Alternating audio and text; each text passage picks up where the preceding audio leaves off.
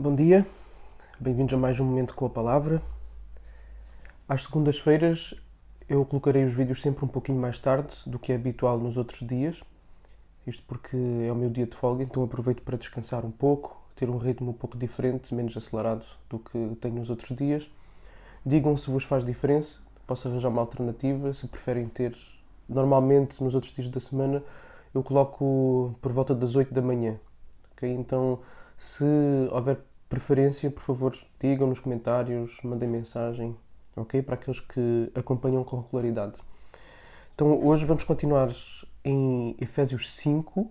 Continuamos a falar de hábitos de vida, hábitos que nós temos que abandonar, outros que temos que adquirir e que mostram daquilo que nós somos feitos. E hoje vai-se reforçar novamente, em parte, um pouco daquilo que já falámos num outro texto, mas se Paulo repete uma mesma ideia outra vez, é porque ela tem que ser mesmo interiorizada. Então, não só pelos seus leitores, mas eu acredito que por nós também, porque é uma área que nós falhamos bastante. Então, hoje vamos falar outra vez sobre aquilo que sai da nossa boca, ok? Então, Efésios capítulo 5, versículo 3, diz assim que a imoralidade sexual e toda a impureza ou avareza não sejam nem sequer mencionadas entre vocês, como convém a santos. Não usem linguagem grosseira ou obscena. Não digam coisas tolas nem indecentes, pois isso não convém. Pelo contrário, digam palavras de ação de graças. Ok, mais uma vez, temos aqui Paulo a chamar a atenção daquilo que sai das nossas bocas. E ele vai dizer para nós não mencionarmos nada, ele vai dizer isso de várias formas, ok? No versículo 3, vai falar da imoralidade sexual, a palavra no original é porneia, é tudo o que é de... é toda a prática sexual e moral que sai fora do contexto da vivência saudável dentro do casamento, ok? É tudo o que fere a pureza sexual. Então, toda a prática sexual, e depois isso é repetido por meio de outras palavras, por exemplo, ele diz, não usem linguagem obscena, indecente, toda a impureza, é tudo nesse sentido, tudo de cariz sexual. Ele diz que isto nem sequer seja nomeado entre nós. E por vezes existe, por vezes não, bastante, na nossa sociedade, que é bastante erotizado de várias formas, não só pela imagem, mas também pelo falar. Nós vemos o recurso a muitas piadas, muito humor baseado na sexualidade. E nós vemos também, eu acho que aqui podemos puxar um pouquinho para outras áreas que não acontecia naquela altura, mas existe nos dias de hoje. Nós hoje temos vários filmes, várias séries que fazem exatamente piada, comédia em torno de imoralidade sexual. Okay? Não é falar de uma sexualidade saudável, estamos a falar de imoralidade sexual, prostituição, adultério, várias coisas que são condenáveis, que não são vividas de forma saudável dentro do casamento. Então isso não deve sequer ser mencionado. Se não deve ser mencionado, eu acredito que, por exemplo, há séries e filmes cujo conteúdo seja principalmente esse, ok? Eu sei que às vezes não dá para evitar, nós estamos a ver um filme e também eu não quero ser legalista aqui, estamos a ver um filme e aparece uma piada lá no meio, ok, tudo bem. Podemos rejeitar essa piada, podemos condená-la, etc. Mas eu estou a dizer porque há filmes, há comédias que é só em torno disso, ok? Então, isso aí deve ser completamente rejeitado pelo cristão. E piadas, conversas entre colegas de trabalho que fazem, contam uma anedota, que fazem um comentário em relação a uma mulher que passa, e entre as mulheres a mesma coisa. Não deve ser sequer mencionado tudo o que é impuro sexualmente. E nós talvez não nos apercebamos, e eu gostava de chamar a nossa atenção exatamente para isso, para nós procurarmos ficar mais atentos. Porque uma vez que estamos tão mergulhados numa sociedade tão erotizada, é muito fácil nós nem nos darmos conta das vezes em que nós rimos de alguma coisa, das vezes em que nós participamos de uma conversa, das vezes em que nós consentimos. Então, vamos ficar mais atentos, ok? Depois, há uma outra coisa que Paulo diz que não deve sequer ser mencionada também. e que normalmente nós não falamos nem sequer prestamos atenção. E Paulo diz a avareza. Okay? Nós sabemos que não devemos ser avarentos, e aqui é no sentido de cobiçar aquilo que é dos outros, okay? De cobiçar aquilo que não é nosso. Então, isso não deve sequer ser mencionado também. Não deve ser mencionado. Normalmente nós não conversamos sobre isto, conversamos sim, é verdade, que não devemos dizer coisas impuras, que não devemos dizer coisas imorais, mas a avareza também ela não deve ser mencionada. E o apóstolo Paulo vai dizer, eu depois já vou falar mais sobre essa questão da avareza, eu já vou explicar porque é que não deve ser mencionada, tá?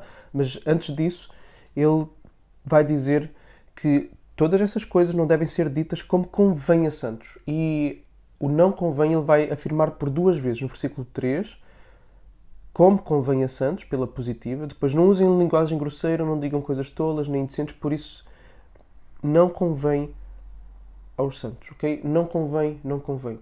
Ou seja, isso não manifesta, a ideia é esta, não evidencia que eles são santos. Okay?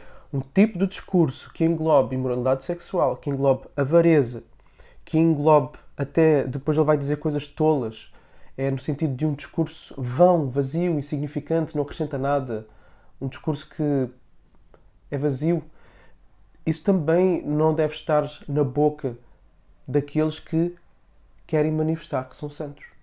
Quem é santo fala de uma outra forma.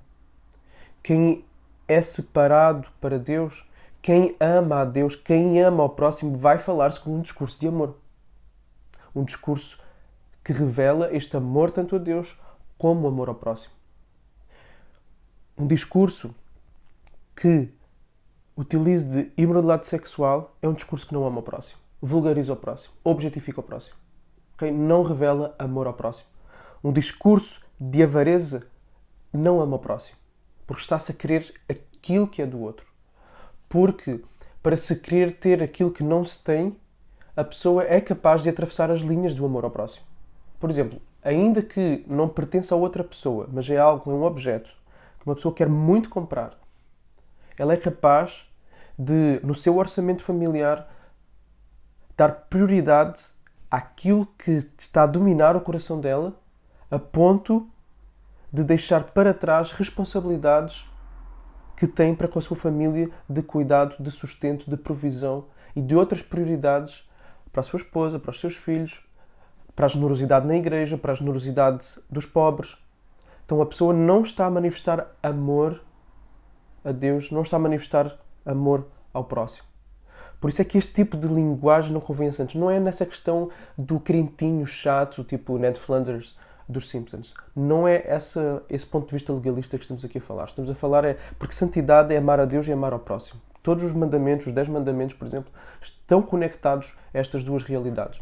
Portanto, não falar nada de impuro ou de imoral e não falar nada que revele o desejo desequilibrado, desproporcional de se ter uma coisa, revela falta de amor a Deus e falta de amor ao próximo. Aquilo que deve existir é a ação de graças. E estas ações de graças é estarmos contentes com o que temos e com o que somos. Estarmos contentes na nossa identidade. Não precisamos de entrar nas gracinhas do mundo. Não precisamos de negociar os nossos valores para sermos aceitos, para demonstrarmos que somos isto ou que somos aquilo. Não, a nossa identidade está em Cristo e nós devemos ser contentes com ela. Devemos estar satisfeitos com ela. E mais óbvio ainda é o contentamento em relação às coisas que temos. Okay?